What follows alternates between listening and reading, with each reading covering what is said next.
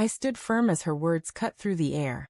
I didn't fling the glass in my hand, didn't shout, didn't ask her to repeat herself. I remained still, my shirt drenched, sticking to my chest from the whiskey she'd thrown in her fury. My heart turned to frost, colder than the ice cubes strewn across the floor. He's rich and not a loser like you. Her words lingered, heavy and toxic, like meat gone rancid in the heat. I turned away, left the room without a sound, the front door groaning as I stepped out. And that's when the gravity of my silence hit her. She knew me well enough to dread the quiet more than any outburst. We'd shared 10 years, a sprawling home too vast for just the two of us, playlists we'd crafted in harmony, a bedroom marked by both love and scars. She used to curl into me at night, whispering that no one made her feel as safe, that my stillness was a fortress, not a void, that I was her anchor. Evidently, her old lover's wealth offered the same stability. His name wasn't spoken, but the angle of her head when she spat the word rich gave him away. Old money, oil empires, someone from her past she'd lost but never let go. I'd had my doubts, meals left untouched, smiles that never reached her eyes, business trips with no suitcase in sight. I never challenged her. I watched. The real betrayal wasn't the affair itself. It was her choice of words, the fatal strike, the attempt to strip me down to something frail and disposable. She thought she'd already won, that speaking it aloud would break me. It didn't. It sharpened me. I moved quietly, deliberately. I duplicated every financial document she could touch. She wasn't tech smart, thought her passwords were cunning. They weren't. I found a secret account linked to a shell company in Dubai, tied to her lover. I traced every deposit, every withdrawal. Then came the phone records, burner lines. A private investigator verified what I'd already unraveled. She wasn't just entangled with him. She was building a future that erased me. I let her think I was fading. I stopped fighting, let her claim hollow victories. I stayed out later, slept in the spare room. She mistook my quiet for surrender. But I was plotting. I transferred our assets to trusts under my sister's name, sold my shares discreetly, moved the funds to crypto wallets she'd never trace, closed our joint account 2 days before she could serve divorce papers. Yes, I saw the draft in her email. I also read her message to her lover. Once this is over, we'll be free. He'll be fine. He's used to being less than enough.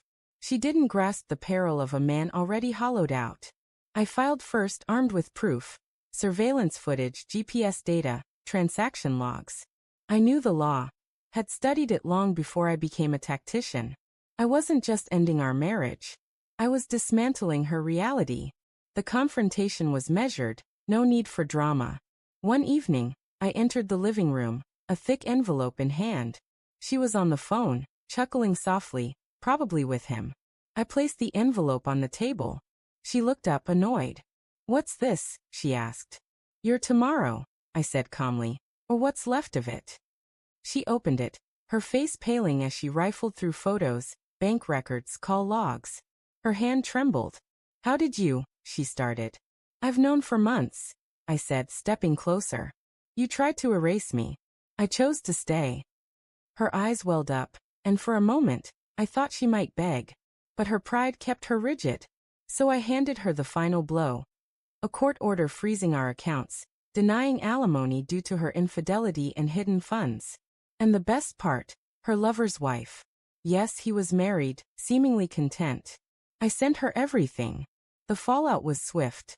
Her lover cut her off within days, blocked her, secured their shared account before she could touch it. His wife, it turned out, had lawyers fiercer than mine. My wife, ex-wife now, tried to spin the story, claimed I was cold, distant, that I pushed her to stray. But evidence doesn't lie. Photos don't waver. Bank records don't rewrite themselves. She now lives in a cramped studio, selling designer bags online, posting vague captions about growth and healing. She runs into old friends who still invite me to gatherings. I know because they send me photos. She looks thin, not in a vibrant way. She tried contacting me once, but I blocked her call.